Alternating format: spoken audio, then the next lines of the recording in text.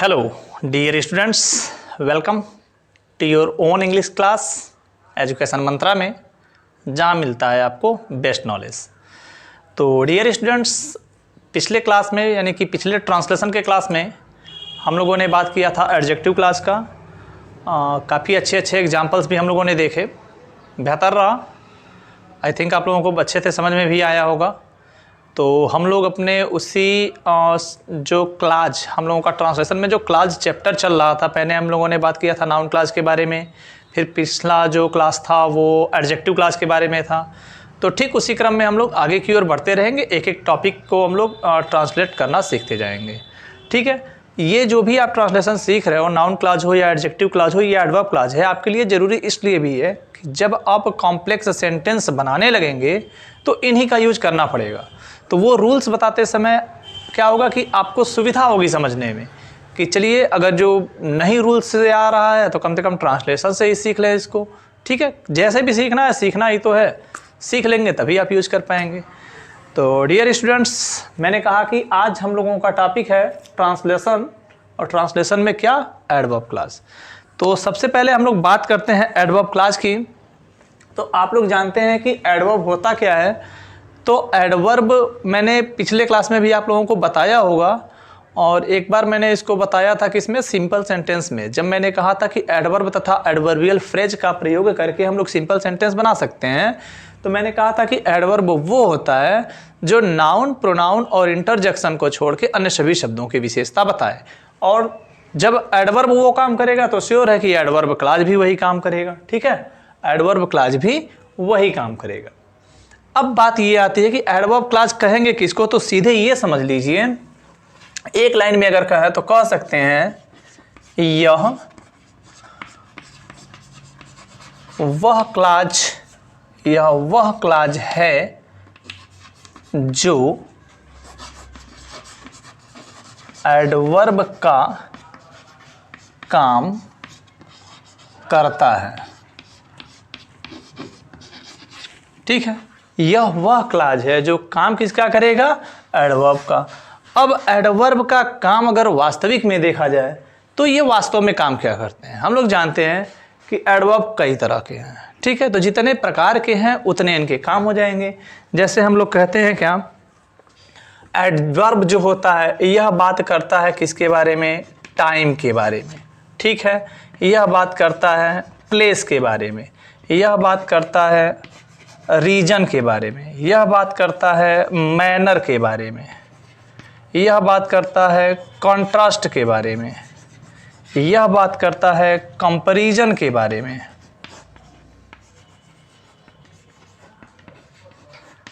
ठीक है, यह बात करता है कंडीशन के बारे में, यह बात करता है पर्पस के बारे में।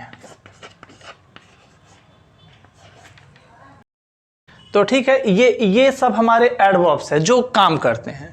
अब मान लेते हैं कि हमको टाइम दिखाने के लिए कौन से एडवर्ब्स की ज़रूरत पड़ेगी, फिर हम उसी के अकॉर्डिंग उसका यूज करेंगे। मान लीजिए टाइम दिखाने के लिए हमारे पास शब्द की संख्या तो बहुत है। जैसे मान लीजिए व्हेन एक शब्द है, ये अभी क्या करता है, टाइम दिखाता है। व्हेन के साथ ही साथ आफ्टर लिखा हो तो आफ्टर भी क्या है, आफ्टर मीन्स क्या होता है, बाद में होता है ना। तो बाद में का मतलब क्या, टाइम ही तो। टाइम अभी जो टाइम चल रहा है, जैसे आपको से कोई कहता है कि ये मेरा काम कर दो, वो कहता है कि मैं बाद में करूँगा। बाद में करने का मतलब क्या है, जो टाइम चल रहा है इस टाइम के बाद जो टाइम आएगा उसमें करूँगा। तो आफ्टर भी टाइम शो करता है। ऐसे ही बिफोर है, यह भी समय के बारे में बात करता है। एज सुन एज है, सॉरी एज सुन एज, यह भी समय के बारे में ही बात करेगा। ठीक है, when, after, before, as soon as, और यहाँ पे टिल है, अनटिल है। ठीक है, तो ये सब बात करते हैं किसके बारे में, समय के बारे में। तो पहले हम लोग थोड़ा सा अब एग्जाम्पल को लेके भी देख लें कि ये लोग समय का काम करते हैं तो कैसे काम करते हैं। ठीक है, तो चलिए पहले हम लोग इस व्हेन को लेके एग्जाम्पल देख लेते हैं, बहुत ही आसान है। जैसे मान लीजिए अगर कहा जाए, एग्जाम्पल आसान है, जब मैं घर पहुंचा, जब मैं घर पहुंचा तो वह खेल रहा था, खेल रहा था। अगर ध्यान से देखेंगे तो ये एक सबऑर्डिनेट क्लॉज है। मैंने यहाँ पे लिखा है एडवर्ब क्लॉज, और आप जानते हैं कि एडवर्ब क्लॉज के वजह से या फिर एडवर्ब क्लॉज के हेल्प से हम लोग सबऑर्डिनेट क्लॉज बनाते हैं। और जब सबऑर्डिनेट क्लॉज को प्रिंसिपल क्लॉज में मिलाया जाता है तो बनने वाला सेंटेंस कॉम्प्लेक्स होता है। इसमें दो पार्ट हैं, एक पार्ट है जब मैं घर पहुंचा तो, और दूसरा पार्ट है वह खेल रहा था। जहां तक मुझे उम्मीद है आप लोग जान गए होंगे इसमें कि प्रिंसिपल क्लॉज कौन है और सबऑर्डिनेट क्लॉज कौन है। देखिए, जब मैं घर पहुंचा, आप इसको सॉरी, एक बार, दो बार, तीन बार अगर आप बोलने की कोशिश करिए जब मैं घर पहुंचा, जब मैं घर पहुंचा, इसका कोई मतलब नहीं निकलेगा। ठीक है बच्चों, तो सबऑर्डिनेट क्लॉज का मतलब वही होता है जो आश्रित होता है किस पे, अपने प्रिंसिपल क्लॉज पे। तो जब मैं घर पहुंचा तो ये आपका अर्थ दे नहीं रहा है, वह खेल रहा था, ये कंप्लीट सेंस दे रहा है। अगर हम कहें तो यह प्रिंसिपल क्लॉज है और ये, यानी कि हम 60 में कह सकते हैं यह प्रिंसिपल क्लॉज है और यह सबऑर्डिनेट क्लॉज है। और सबऑर्डिनेट क्लॉज में भी यहाँ पे शब्द जब आया हुआ है, जब का मतलब समय, समय दिखाते ही पता चल गया कि यह क्या है, एडवर्ब क्लॉज है। ठीक है, फिलहाल हम यहाँ पे क्लॉज की बात विशेष रूप से नहीं करेंगे, हम लोग इसके ट्रांसलेशन को देखेंगे तो क्लॉज अपने आप क्लियर हो जाएगा। ठीक है, अब आपके पास दो तरीके हैं बनाने के। एक तो आप लिख सकते हैं इसको कैपिटल करेंगे, when I reached home, when I reached home, तब यहाँ पे तो के लिए, इस तो के लिए लगाएंगे कॉमा। ठीक है, when I reached home, comma लगा दिए, ही वह खेल रहा था। आप यहाँ पे कर देंगे क्या, he was playing, he was playing. ठीक है, आसान है। अब मान लेते हैं इसी को हम दूसरे तरीके से भी लिखना चाहें तो हम क्या करते हैं, प्रिंसिपल क्लॉज को पहले भी कर सकते हैं। हम कह सकते हैं he was playing, he was playing, और इसको कनेक्ट कर दीजिए व्हेन से, व्हेन आई रीच्ड होम। ठीक है, इस तरह से आप लोग कर सकते हैं। जब मैं घर पहुंचा तो वह खेल रहा था, दोनों तरीका है आपके पास। व्हेन आई रीच्ड होम, अगर व्हेन को लिखेंगे शुरू में तो आपको कॉमा लगाना पड़ेगा, इसको आप लोग नोट कर लेना। एक लाइन यहीं पे नोट कर लेना कि जब हमारा सेंटेंस व्हेन से शुरू होगा तो वाक्य के बीच में तो के लिए कॉमा का प्रयोग करते हैं। मैं लिख नहीं रहा हूं, आप लोग लिख लेना। ठीक है, कैसे लिखेंगे फिर से बोल दे रहा हूं कि जब कोई सेंटेंस व्हेन से शुरू हो, यानी कि जब कोई सबऑर्डिनेट क्लॉज व्हेन से शुरू हो, तब हिंदी में आए हुए तो की अंग्रेजी वाक्य के बीच में कॉमा लगा के कर लेते हैं। ठीक है, क्लियर है। दूसरी चीज आप कर सकते हैं कि अगर व्हेन को हम कंजक्शन की तरह से प्रयोग करें, व्हेन को कंजक्शन की तरह से प्रयोग करें, तब यहाँ पे कॉमा लगाने की जरूरत नहीं होती है। ठीक है, आई थिंक अब क्लियर है आप लोग इस एग्जाम्पल को लेके। तो फिर हम लोग अब नेक्स्ट एग्जाम्पल देखते हैं। अगला शब्द हमारे पास आ रहा है क्या, आफ्टर आ रहा है, और आफ्टर के साथ साथ बिफोर भी है। तो हम लोग पहले आफ्टर वाले को देख लेते हैं, फिर बिफोर को देखते हैं। ठीक है, चलिए, जैसे मान लीजिए मैं एग्जाम्पल में कहता हूं आपको, मेरे स्कूल, स्कूल विद्यालय होता है, मेरे स्कूल जाने के बाद वह सो गया, मेरे स्कूल जाने के बाद वह सो गया। ध्यान से देखिए, इसमें क्या आ रहा है, इसमें आ रहा है बाद। बाद का मतलब क्या हो गया, आफ्टर। ठीक है, अब आपको ध्यान क्या रखना है, देखिए कुछ चीज़ें हैं जो इसमें बहुत ध्यान देने लायक हैं। ठीक है, थोड़ा सा केयर करेंगे तो क्लियर हो जाएगा। अब इसमें देखिए दो काम है, मेरे स्कूल जाने के बाद वह सो गया। तो रूल क्या कहता है, रूल ये कहता है कि जो काम पहले हो उसे पास्ट परफेक्ट टेंस से बनाते हैं। आप लोग देखिए, मेरे स्कूल जाने के बाद वह सो गया, यानी कि जब मैं चला गया तब क्या हुआ, वह सो गया। तो जाने का काम कब हुआ, पहले हुआ, उसके बाद क्या हुआ, वह सो गया। तो जो काम बाद में हो, जो काम बाद में हो वह पास्ट इंडेफिनिट में बनता है, और जो काम पहले हो वह पास्ट परफेक्ट में बनता है। ठीक है, अब रही बात आफ्टर और बिफोर। एक्चुअली क्या होता है, बच्चे बहुत कंफ्यूज हो जाते हैं। तो हम ये बताएं कि हम ये जो बाद लिखा है, बाद का मतलब क्या हो गया, आफ्टर हो गया। ठीक, तो आफ्टर आने का मतलब ये हो गया कि जो काम बाद में हुआ है उसी काम को पहले लिखना है। जो काम बाद में हुआ है वही काम पहले लिखना है। तो बाद में क्या हुआ, ये वाला काम हुआ है ना। देखिए पहले तो ये क्लियर करिए कौन काम पहले हुआ है। तो पहले काम ये हुआ है, ठीक है। अगर यह काम हुआ है तो श्योर है कि यह बनेगा किसमें, पी परफेक्ट, यानी कि पास्ट परफेक्ट में बनेगा, ठीक है। और यह काम बाद में हुआ है, तो जो काम बाद में हुआ है यह बनेगा पास्ट इंडेफिनिट में, ठीक है। पहले आप इसी को क्लियर करिए कि जो काम पहले हुआ है वह पास्ट परफेक्ट में और जो काम बाद में हुआ है वह पास्ट इंडेफिनिट में। अब यहाँ पे क्या हो रहा है कि यह जो आफ्टर जो शब्द है बाद में का मतलब क्या, आफ्टर। अगर आफ्टर का प्रयोग हुआ है तब क्या करेंगे, जो काम बाद में हुआ है उसी को पहले लिखेंगे। क्लियर है, यानी कि पहले इसको लिखेंगे उसके बाद इसको लिखेंगे। आपका सेंटेंस क्लियर होगा। वह सो गया मतलब ये हो जाएगा he slept. He slept after का यूज कर देंगे। आफ्टर मेरे स्कूल जाने के, इसको परफेक्ट में बनाएंगे, after I had gone to school, ठीक है। अब आप लोग क्लियर हो सकते हैं यहां से, he slept after I had gone.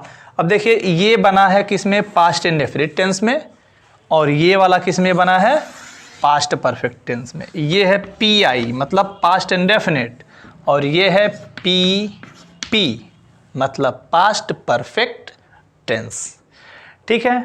तो डियर स्टूडेंट एक बार मैं फिर से आपको क्लियर कर दे रहा हूँ, आप लोग सुन लीजिए अच्छे से। सबसे पहले तो इस तरह का पहले या बाद वाला जब भी सेंटेंस आए सबसे पहले ये क्लियर करिए कौन सा काम पहले हुआ है। जो काम पहले हुआ है वह बनेगा पास्ट परफेक्ट में, जो काम बाद में हुआ है वह बनेगा पास्ट इंडेफिनिट में, ठीक। लेकिन जब बाद शब्द लिखा हो तो पहले इंडेफिनिट वाला बनेगा फिर परफेक्ट वाला बनेगा। देखिए इंडेफिनिट को पहले मैंने किया और परफेक्ट वाले को बाद में कर दिया है, ठीक है। आई थिंक आप लोग इसके एक्सप्लेनेशन से भी संतुष्ट होंगे, एग्जाम्पल भी आपको समझ में आया है। तो चलिए हम लोग फिर अब नेक्स्ट एग्जाम्पल देखते हैं। अगला एग्जाम्पल है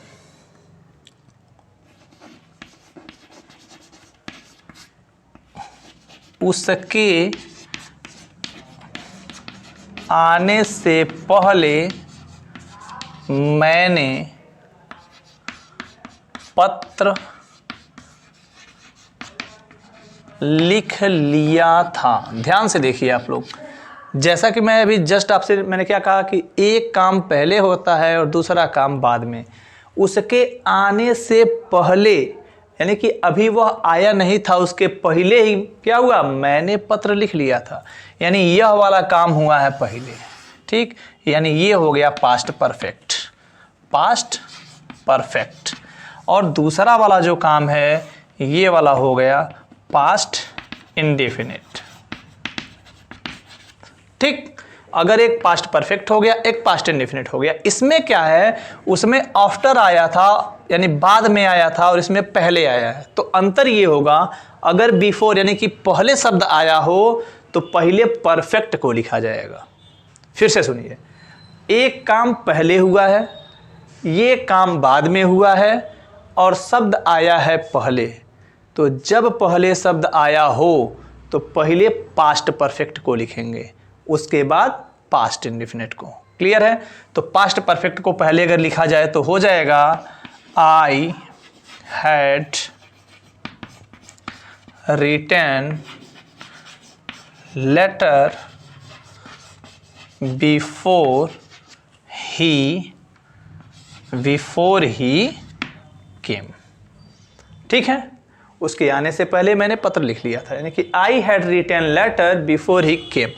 क्या, यही जब बिफोर शब्द आया पहले तो परफेक्ट वाले पार्ट को पहले लिखना पड़ेगा, ठीक। और बाद वाले काम को बाद में लिखेंगे, किस टेंस में, पास्ट इंडेफिनिट में।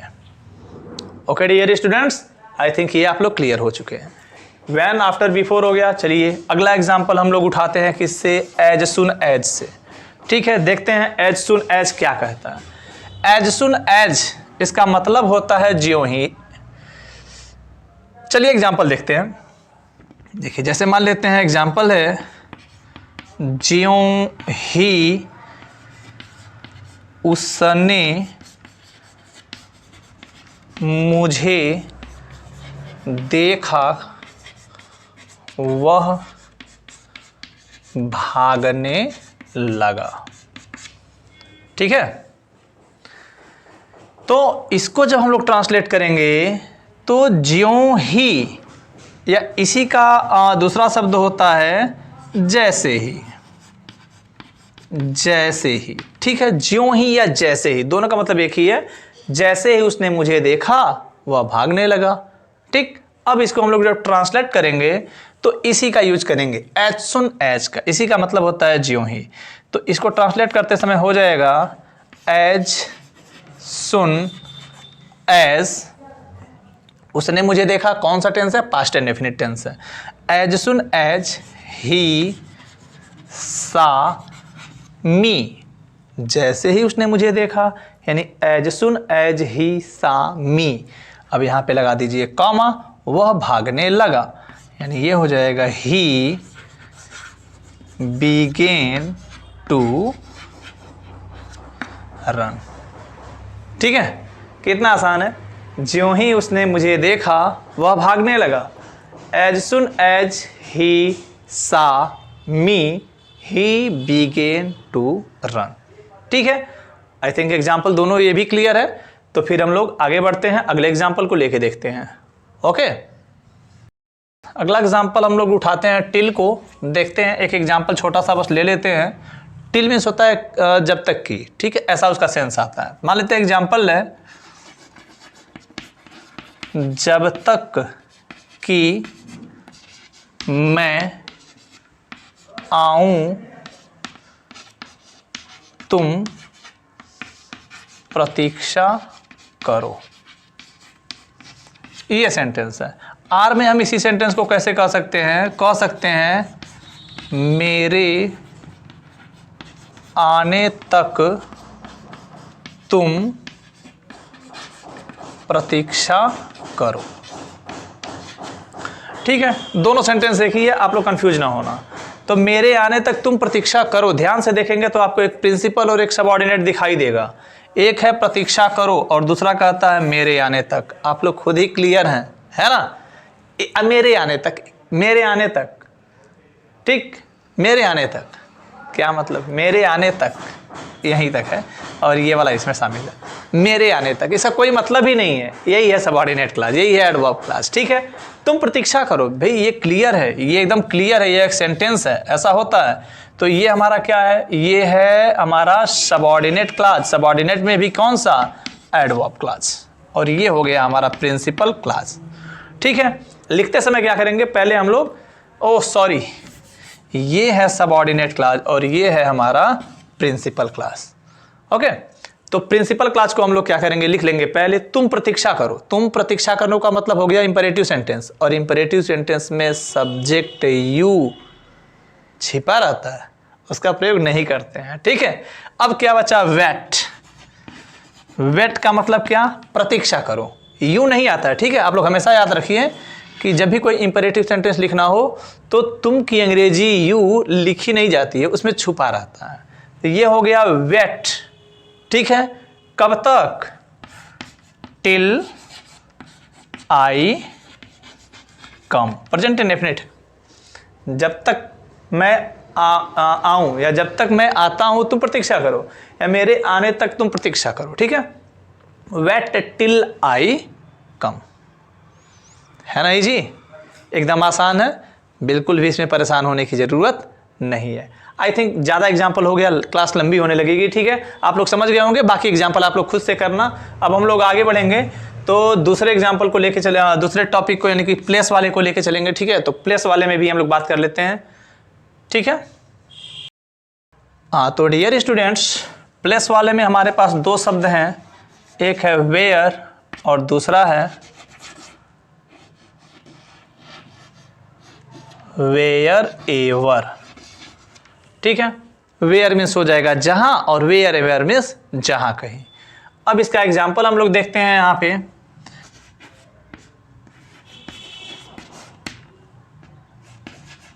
यह वही विद्यालय है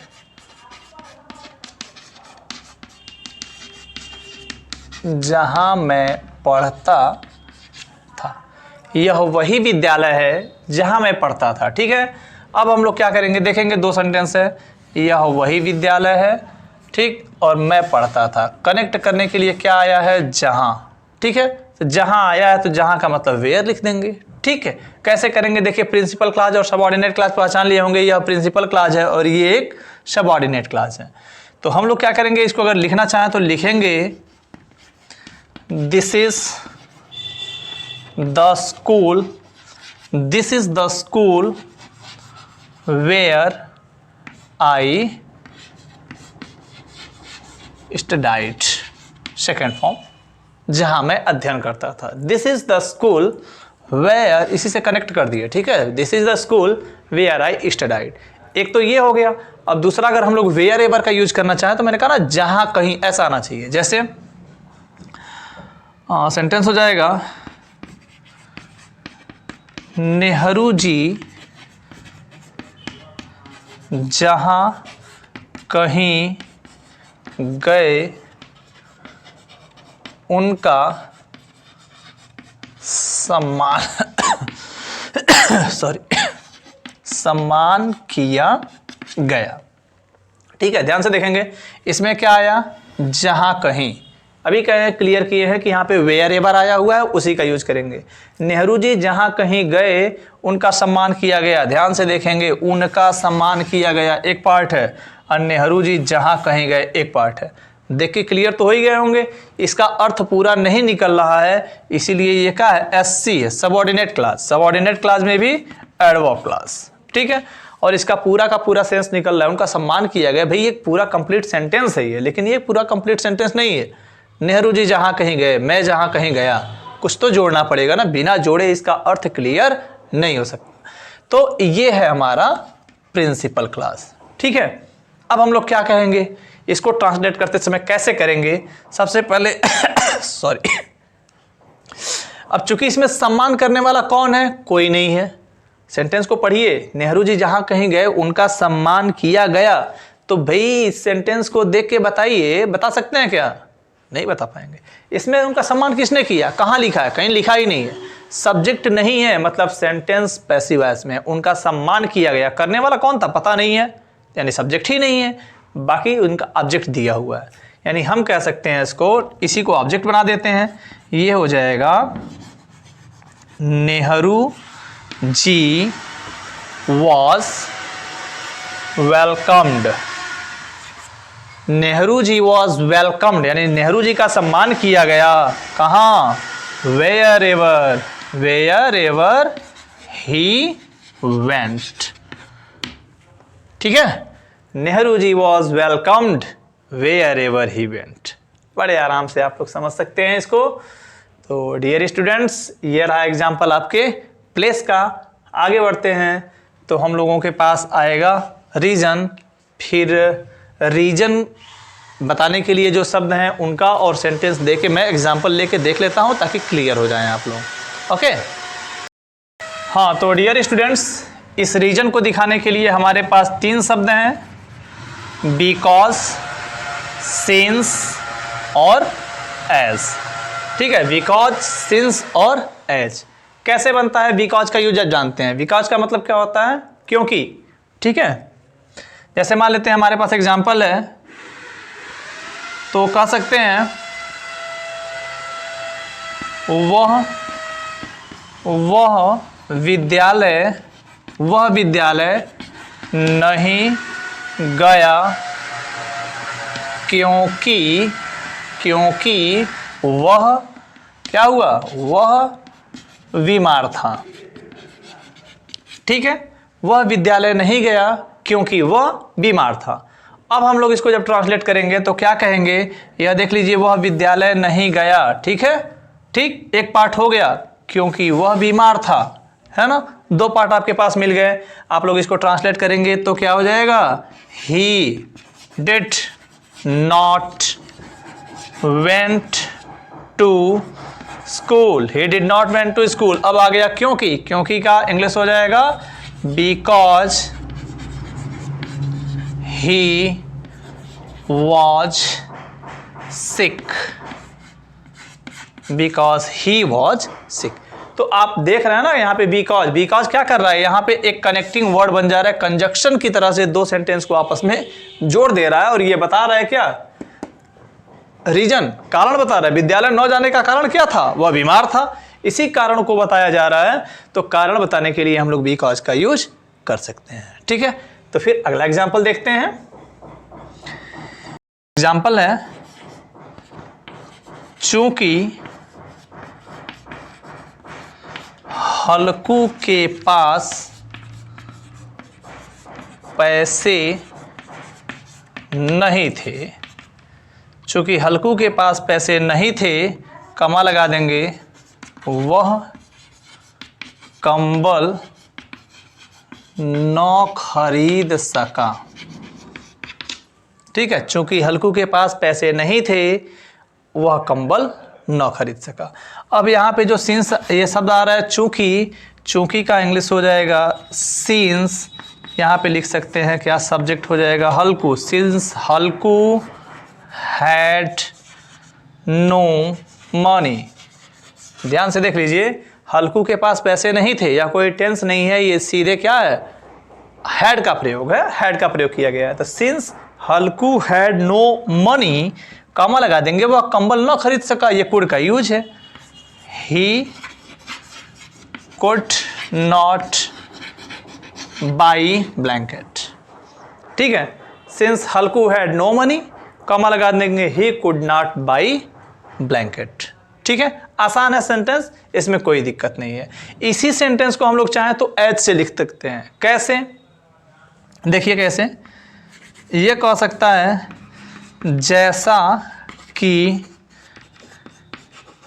जैसा कि हल्कू के पास पैसे नहीं थे, अब यहाँ पे अतः लिख दीजिए, या फिर अतः इसलिए, अतः वह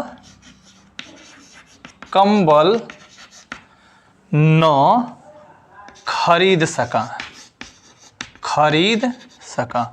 तो डियर स्टूडेंट्स, इसे आप लोग खुद कर सकते हैं, मैं इसमें बस आपको थोड़ा सा हिंट कर देता हूँ, आप लोग कर लेना। जैसा कि हल्कू के पास पैसे नहीं थे, इस जैसा कि के लिए हम शुरू में ही क्या लिख देंगे, as Halku had no money, as Halku had no money, so वह कंबल न खरीद सका, यहाँ ऊपर लिखे हैं he could not buy blanket. बहुत ही इजी एग्जाम्पल है, आप लोग इसको भी समझ चुके होंगे अब तक, कोई डाउट नहीं है। तो फिर डियर स्टूडेंट्स, हम लोग बढ़ते हैं अगले टॉपिक यानी कि मैनर की ओर, ठीक है। हाँ, तो डियर स्टूडेंट्स, अगला हमारे पास शब्द है मैनर। इसे दिखाने के लिए हमारे पास शब्द हैं एज और एज शो, ठीक है। दो शब्द हैं हमारे पास, एज और एज शो। इनका यूज कैसे करते हैं थोड़ा सा देख लिया जाए। जैसा मान लीजिए अगर सेंटेंस में कहा जाए जैसा तुम चाहो कर सकते हो, जैसा तुम चाहो कर सकते हो। अक्सर हम लोग ऐसे सेंटेंस को बोलते भी हैं। तो अगर हम लोग इसमें देखें कि हमारा प्रिंसिपल क्लास कहाँ है और सबऑर्डिनेट क्लास कहाँ है, तो ये हो सकता है तुम कर सकते हो। ध्यान से देखिए, अलग अलग हो गया है। जरूरी नहीं है कि प्रिंसिपल क्लास एक ही पास में हो और सबऑर्डिनेट क्लास एक ही पास में हो। अब यहाँ पे बचा है क्या, जैसा चाहो। अगर हम इस सेंटेंस को बदल दें तो कैसे हो सकता है, ऐसे हो सकता है, जैसा चाहो, ठीक है, तुम कर सकते हो। जैसा चाहो तुम कर सकते हो। अब तो आसान हो गया ना, अब आसानी से ढूंढ लेंगे। जैसा चाहो सबऑर्डिनेट क्लास है, तुम कर सकते हो ये प्रिंसिपल क्लास है। तो हम लोग क्या करेंगे, पहले प्रिंसिपल क्लॉज को लिख लेते हैं, है ना। हम लोग कैसे लिखेंगे, तुम कर सकते हो, यानी कि यू मे डू, तुम कर सकते हो जैसा चाहो, मतलब एज यू लाइक, है ना। एकदम आसान सा सेंटेंस है, you may do as you like, हो गया एज का प्रयोग यहाँ पे, ठीक। ये क्या दिखा रहा है, तरीका, यानी तुम जिस तरीके से चाहो, जिस प्रकार से चाहो, जिस तरीके से चाहो तुम कर सकते हो। चूंकि बात तरीका, मैनर की हो रही है, इसीलिए एज का प्रयोग आसानी से हो सकता है। एक और एग्जांपल देखिए, जैसा तुम बोओगे वैसा तुम काटोगे, जैसा तुम बोओगे वैसा तुम काटोगे। ध्यान से देखिए, एक और चीज़ बताएं, हम लोगों का एक टॉपिक है कंडीशनल सेंटेंस, उसमें आप लोग पढ़ेंगे कि जब दोनों पार्ट फ्यूचर के हों, जब दोनों पार्ट फ्यूचर के हों तो कंडीशनल पार्ट को प्रेजेंट इंडेफिनिट में लिखते हैं और दूसरे काम को फ्यूचर इंडेफिनिट में लिखते हैं। यानी कि जो काम पहले है या फिर जो काम रीजन बता रहा हो उसे हम लोग प्रेजेंट इंडेफिनिट में करेंगे और दूसरे वाले सेंटेंस को फ्यूचर इंडेफिनिट में करेंगे। ये कंडीशनल सेंटेंस का एक इंपॉर्टेंट रोल है। फिलहाल हम लोग उसकी बात नहीं करेंगे, यहाँ पर हम लोग इसकी बात करते हैं। देखिए प्रिंसिपल क्लॉज, जैसा तुम बोओगे, ठीक है। तो जैसा तुम बोओगे यानी तुम बोओगे और तुम काटोगे, दो पार्ट हैं। हम लोग कह सकते हैं क्या, एज यू शो, SOW है, एज यू शो, जैसा तुम बोओगे, शो यहाँ पे हो जाएगा सो यू शैल रीप, ठीक है।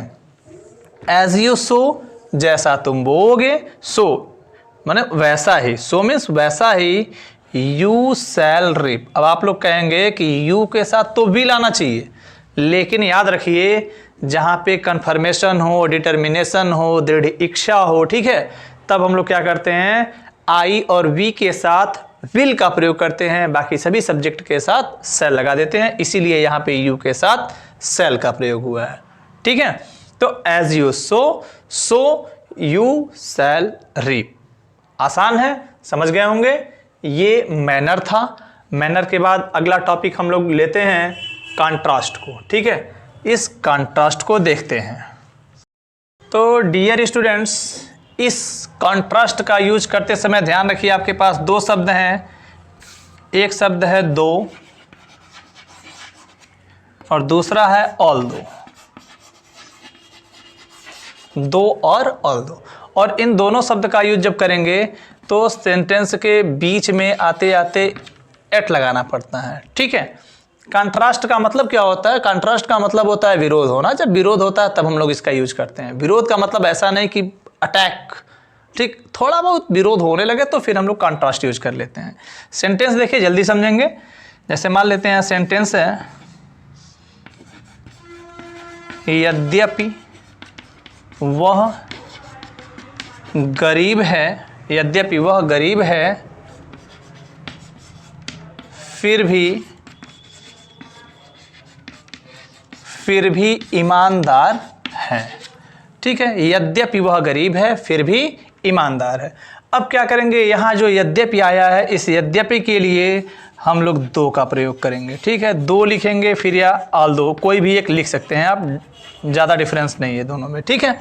दो या ऑल दो लिखेंगे, वह गरीब है means he is poor, he is poor, और यहाँ फिर भी के लिए लिख देंगे एट, यहाँ पे लिख देंगे ही इज़ ऑनेस्ट,